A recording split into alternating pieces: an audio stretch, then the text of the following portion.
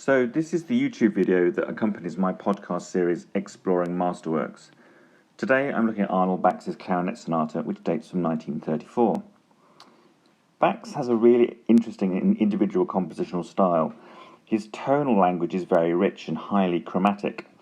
He was a Wagner nut when he was a young man, but his interest diverged to encompass the new impressionistic palette of Debussy's piano works and Scriabin's rich, fully chromatic style. All of these influences can be seen in the Clarinet Sonata, fully realised and consolidated into Bax's personal musical language. Bax was a romantic, with capital letters and small letters. He's all about spinning a flexible, expressive line, leaning heavily on chromaticism for both colour and intensity. In the first movement, the theme twists and weaves seamlessly between the clarinet and the piano, as you can see here. So here's the main theme, and the quavers move from the clarinet part through this rising chromatic line and back to the clarinet, and then back again. And so this carries on all the way through.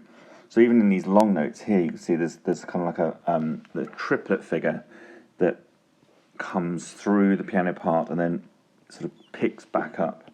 And so this sort of weaves in and out. All the way through until we get to figure one, where we have a sort of a variation of this first theme. So if you can see, we've got a G sharp in the clarinet, high G sharp, and then here, and an A sharp there. If you look at how he then sort of elaborates on these elements, just highlighting these notes again. So we've got a high D, and then we have a D there. So he sets out the theme in the first 8 bars, and then he kind of creates this sort of tail on it, which is sort of an elaboration of the pitch shape that you have in the main theme. And then it passes again. This new idea you had here moves into the piano. So we have this sort of 4-bar stretch there, which is then repeated in the piano.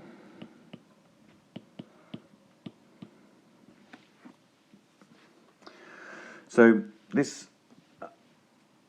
first theme that twists between the clarinet and the piano, it's liquid and it's athletic. We've got these large intervals that we have here, interval of a 7th, and then the interval of a 9th. The arches and stretches to the highest lyrical realms of the clarinet before cascading and tumbling back down, dovetailing to pass the melodic baton to the piano, as I've just shown you. If you take a look at the piano part, it's easy to identify vertical chords that underpin the melody. So if we look at this here, so here's your chords. You can see they're kind of placed at the beginning of each bar, and the melodic line kind of twists in between it. But these chords themselves, they're relatively straightforward. We've got a D major chord at the beginning, and then an E flat major 7 chord here in the second bar. But what's most interesting is this chromatic writing that he does, almost like individual parts. You can trace the lines moving independently, a bit like a vocal texture. So this creates a free counterpoint, and on the way, interesting tensions and dissonances happen between certain notes. They don't necessarily resolve in the way you might expect them to if you were looking at a piece of Bach or Beethoven. In fact, Bax revels in this continual ebb and flow of these lines that never seem to come to rest before spinning off in a new direction. So if you look at what I mean, I'm going to try and do this in different colours. If you imagine you're tracing this first F sharp here, and then follow the top line as it goes up through this chromatic writing, and then we drop down here and we do the same thing again, and it keeps going, and then here to the D and going up. And now if I choose a different colour and we follow the D, it goes up to a G, down to a D, There's a D here still, and then the D sharp. So we're kind of in the bass clef top line here. And now if I trace the low F sharp, that goes down this time, back up to the F sharp, to the G sharp, from the G sharp down to the C sharp. And so you get the idea. And here you can see this line.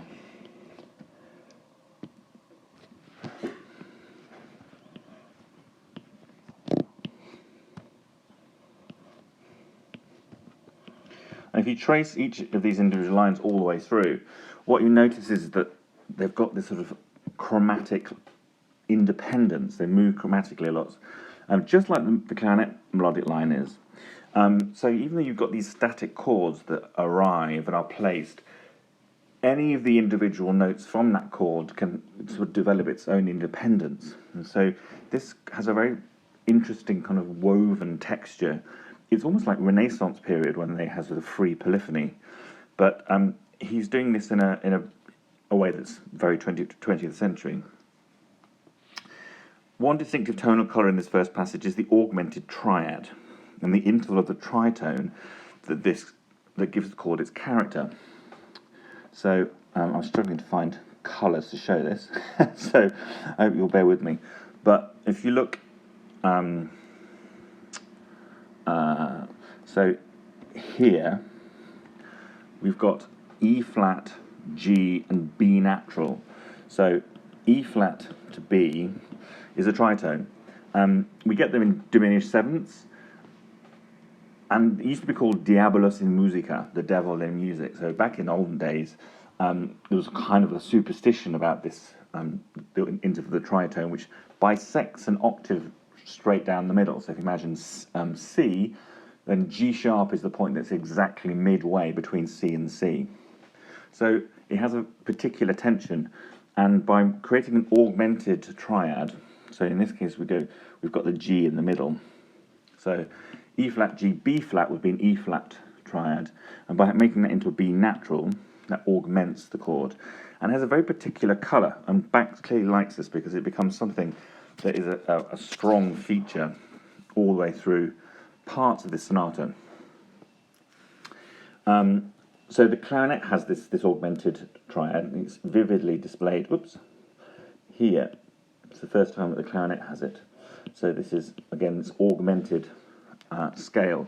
Here is written E, G sharp, B sharp, with the B sharp being the augmented note.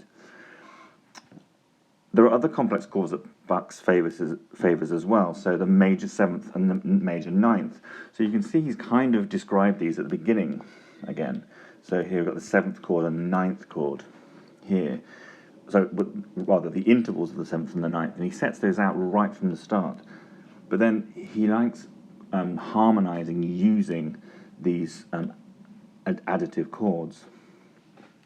So if we turn the page here and we look at the piano texture from here, where it changes from being this kind of independent sinew lines with chords, we've now got a sort of a traditional arpeggiated, flowing, upward piano texture. All of these chords are actually seventh chords if you chart them through. So here, this is D7 and C7. In fact, they turn into ninth chords if I slow down a bit and have a look. So here, because we've got D at the bottom here, and we've got E. So this is in actual fact D9 and C9. And so it goes on. You can go through, and there are diminished sevenths as well. So we've got E, that's E7, D9 again, and so on. We've also got diminished sevenths, as I say, and there are half diminished chords. So half diminished is when you've got a diminished triad, but the top note is not flattened further, so you don't have a flattened seventh. So you've got a seventh like you would have in a normal major seventh or a dominant seventh, but half diminished means that you've then flattened the fifth, and this has a slightly more open sound. So if we look at in the third bar of figure 3, you can see Bax's use of the 7th chords. In fact, from figure 3, you can see them vividly in the left hand. So from here, so all of this section here. So here we've got C sharp minor 7, and which goes to D7, and that happens again. And then you can see there's a whole string of 7th chords here in the left hand, which has a very kind of crunchy, unresolved feeling. And then once we get to the sort of top and it's toppling down, this bit here, we then just have E7, so E, G sharp, B and D in lots of different inversions as it kind of falls down and lands on this rather unexpected key change. So here, this is where we see some modal writing from Bax. Any of you that have listened to my podcast on Herbert Howells will know how important modal writing was for some composers at the beginning of the 20th century. So this is actually C Mixolydian mode, just for a little bit. So the Mixolydian mode is the mode that's based on the 5th degree of the scale. So here you can see we've got a key signature of F major. So we're using all the notes of F major, but we're starting on C. So hence we've got this C in the bass. So that means we've got C, D, E, F, G, A, B flat, C. So that's C Mixolydian. I mean, it doesn't last for very long because it's just a little flavour. But then it actually gives away to a proper F major. So you can see this, it's kind of like it's on the dominant. But because we're sort of based in there, it's a little modal moment. And then here we're in. The second theme is in F major. Bear in mind that we started in D. If we go back to the beginning here, it's we've got D major at the start. So we've gone from D to F for the second theme. This is a simpler, more lyrical melody than the first one, which has all that chromaticism in it. The second half of this new material has an almost pentatonic feel, so based on 5 notes, in complete contrast to the sinewy chromaticism of the first. Definitely has a more modal, you might call it folky colour. The harmony is cleaner, with only occasional splashes of chromatic voice leading. So if you look, you can see here, these chords, they're much more regular. And whilst there's still some chromaticism, if you can see the line twisting through in the piano part here, you've got bits of chromaticism, but it's not so rich and full like it has been when you look at the previous 2 pages. When we get to figure 7, so the second theme, sorry, is passed between the clarinet and the piano. So we've got the clarinet has in here this sort of more open, it's freer, and it's more white note kind of harmony, if you like. It's very more diatonic. And then it passes we've had it in the piano, and in the clarinet, and then the piano takes over. And there's sort of a calm modal feel again here. So when we get to figure 7, the first theme is brought back again. So here we die away. And there's this low, rather ominous, insistent low pedal on a G, but we're actually in E minor here. So we've changed key again. We were in F major, and we've just moved down a semitone and gone into the minor mode. So here you've got this distant low pedal sort of in the background. And over the top of this, the clarinet has the first theme again, sort of like swelling a bit like the ocean over the top. It's a bit more, because it feels a bit more disturbed and a bit more unsettled because of this insistent pedal that's going on the whole time in the left hand of the piano.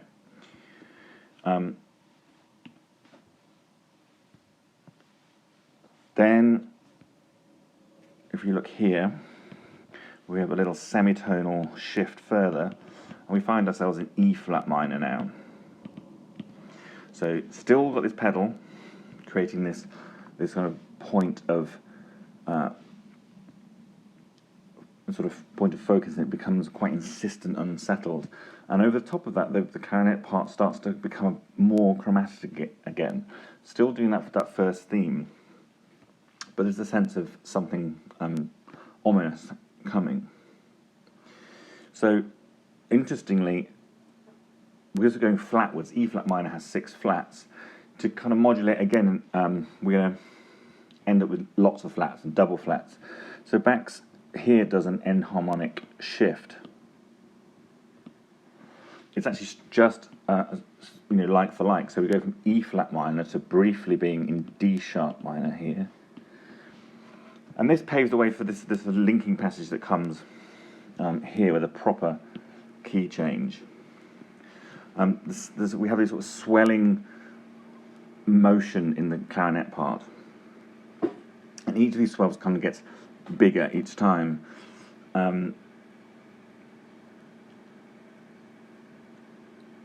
And at the top, so the second subsidence, if you like, we end up with this kind of rather rose-tinted G sharp minor section here. The melody, the first theme that we had, is now harmonized chromatically. There's a chromatic line underneath. It's sort of quite joyously crunchy, having these lines that are kind of going in 2 different directions. And again, we return to that really chromatic writing of the first theme. Now, all through this sort of, as you might call it, the development section, the pulse starts to race and the modulations come thick and fast. So you can see we've got key signature of 5 sharps, and there's lots of extra accidentals in there and much more chromaticism. You can see that with these chromatic lines underneath in the bass line. And then it's like it's sort of winding up. There's the pulse starts to race and the modulations come thick and fast. The piano arabesques higher and higher. You can see here that sort of arpeggiated semiquaver figure that we had earlier is now elaborated, and it gets, you can see here with the octave sign, it's getting higher and higher. And this sort of ramping up of excitement, it almost feels like the music is getting faster. We've had all these triplets, and the triplets then descend into semiquavers, and it's almost like the clarinet kind of has enough of the piano arabesquing out of control, and so it ends up with this machine gun fire of staccato semiquavers rocketing through 3 octaves, really, really loud. So at the top here, we've got these crunchy chords, and the clarinet races all the way through. It's almost as if the clarinet's trying to kind of calm the piano down, and they both have this mellow forte here, and we sort of, it's like the big storm, and then we calms down and ebbs away. And then here we find ourselves returning, for we had a key signature for G sharp minor, and now here we're back to D. Piano's got the first theme here, and it's sort of buzzing away chromatically underneath. You can see it's just a trill, and then it rises up and then takes over the melody here. But it's kind of like there's still some unfinished business, so no sooner have we gone down to pianissimo and piano, then it starts to ramp up again here. And the clarinet has this big diminished 7th flurry over the top of the piano trying to play the first theme. And we have these sort of interesting, they're like kind of a tantrum foot stamps, like a toddler would do. So here, we've got this big surge to the top, and then the clarinet has this da-di-da-deem, and we have these caesura marks here, which are marks to say to sort of arrest the flow. So we're going to stop at the end of each bar. It's kind of like stamping your foot and just kind of issuing a declamation. And then this eases back down. Having said that, then we have this sort of calming figure. Again, going back to this more modal theme. It's more open, and these little trills and flutters in the piano. Ultimately, we end back to where we started, in this sort of dreamy version of the beginning. And then we have this beautiful double suspension at the end here. So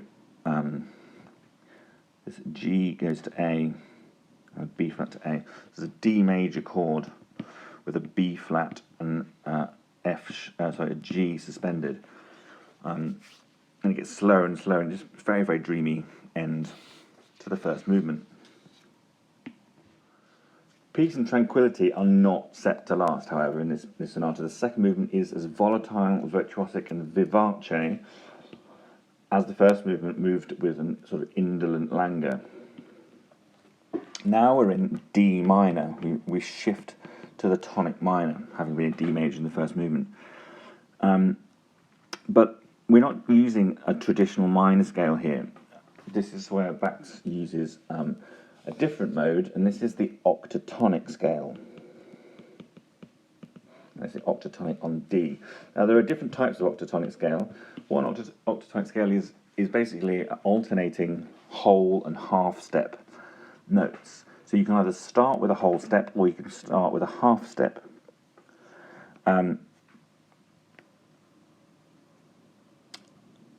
So we have this is a whole step. So here we have D, E, F, G, A, oops. Oh, I didn't mean to do that. A flat, B flat, B, C sharp, or D flat. So you can see those notes as you go through, and these are the notes that are used throughout this first theme for the second movement. The clarinet's buzzing angrily in its lowest register, still using these notes here for the most part. And the piano has these sort of stabbing, jerky, menacing chords, and it's for its own particular theme. Here, dun dun do do yun dun. It's still a little bit chromatic. For me, there's a kind of a sort of a definite tang of Rimsky-Korsakov's Flight of the Bumblebee about the opening with these flurrying semiquavers. And they start sort of menacingly in the distance, but it soon becomes an angry swarm with portentous parallel chords hammering out in the piano's left hand. So you follow this through, you can see there's lots of activity here when the semiquavers move from the clarinet into the piano and back down again here, and it's getting louder and louder, and we look for these parallel chords here, fortissimo. The piano is taking the theme that the clarinet was playing, so this is the first theme, and it combines it with its own theme, but now fleshed out, so you've got this really bombastic version of what was its theme. Dun, da, da, dee, dun, dun, da, dee, dun, dun, dun, dun, dun, dun. So it's really, really exciting. Then, just after, just before figure 19, we get this new figure, which is kind of like it's a second idea, which is this pedal dotted rhythm. So this is that dotted pedal. And it's kind of like an interruption, bum ba bum ba bum ba bum ba bum, and then it sort of fades away, and it sort of starts quite clangorous, and it's a bit like someone likened it to like horses' hooves clattering, but I still quite like my swarm of bees analogy. The tone's hushed again here, but the piano texture is at once oily with chromaticism and soundingly alert with the return of the augmented triads. So this is what I mean, this sort of oily texture here with this. And then we've got lots of augmented chords. Now I'm looking for my augmented chords. They're in here somewhere. So we've got that pedal that's been going through, and it's taken over by the clarinet here. You can see dun dun dun dun dun, and then we've got the swarming bees, and the oily texture comes back here, and then pedal on G now sort of goes up a notch, and we've still got these combination of almost like fairground swells. So this is what I mean about this oily thing, and then oily texture combined with the clarinet's Flight of the Bumblebee. There's a brief bridge. If we turn the page over, here we have a key change, and it's telling us that we're in C, but it's not, it's just a bridge because we're kind of just paving the way for this second theme. So we have a little bridge passage here where we can combine the elements. This is where we get our augmented chords around here. And then we've got this sort of hammering dotted configuration here right at the bottom of the piano's left hand, using both hands. So having had this, we have this rather unexpected modulation into F minor. This paves the way for this new second theme.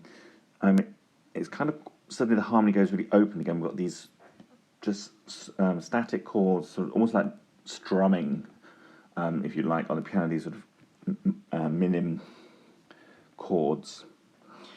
And the clarinet turns on the charm again here with the second theme. It kind of gives us another feeling of that first theme that we had, a bit from the first movement. It has a similar kind of contour. But there's still something unsettled in the piano's writing. There's lots of augmented parallel chords, which makes it kind of sound a bit spooky. When we turn over the page here, this sort of answer that it gives, these are all lots of augmented chords and sevenths going on, and it just feels a little bit spooky to me. The piano takes over an increasingly expressive rendition of this new theme. So we have it here. So it starts mezzo forte in a nice rich register of the piano. The clarinet seems jittery. Again, it takes over this sort of like chromatic writing in response. And it just, then we've got this poco cello section here, and it's using this chromaticism. It just feels like it's kind of just getting a little bit restless. It doesn't know whether to slink or sing. So it's sort of calm again here. We've got those minim chords. But then as soon as we have that, then we have this sudden return. The piano seems to have enough of all the dreamy quality, and it accelerates into 2 bars, kicking the swarming bees back into a boiling cloud, but now down a tone in C. So here come the bees again. So just after fig 25, there's an interesting sonic postcard, I've called it, from Bax's time in Ukraine and Russia. Because here we have a little melody that lasts only for 4 bars. So here we have this Ukrainian Dorian scale.